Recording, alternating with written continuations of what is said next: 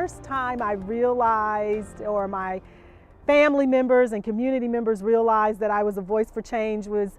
when I was growing up in public housing here in Chapel Hill, and my grandmother was a member of the Residents Council. And she, along with the other elders in our community, sort of threw me out front to advocate for safer playground equipment for kids living in public housing communities. And it's that spirit, advocating for historically marginalized populations, that I carried with me throughout my career and life, including inspiring me to run for Congress.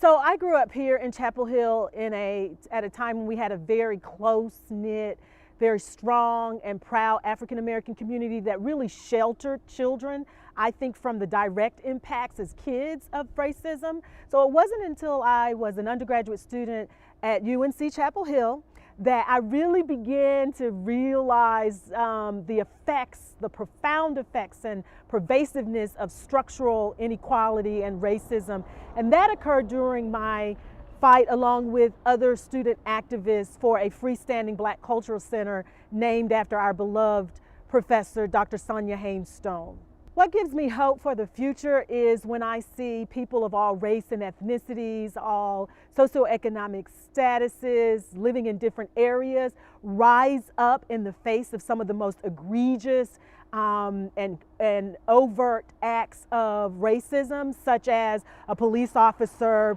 putting his knee on the neck of a Black man until the breath is taken out of his body, or a mob carrying tiki torches, stirring and flaming the hostilities that racism evokes in West Virginia, and the aftermath is the death of a lovely young woman. It gives me hope when I see us heed as a nation to the call of our higher angels and say that we will not allow racism to drive us off of the cliff of humanity.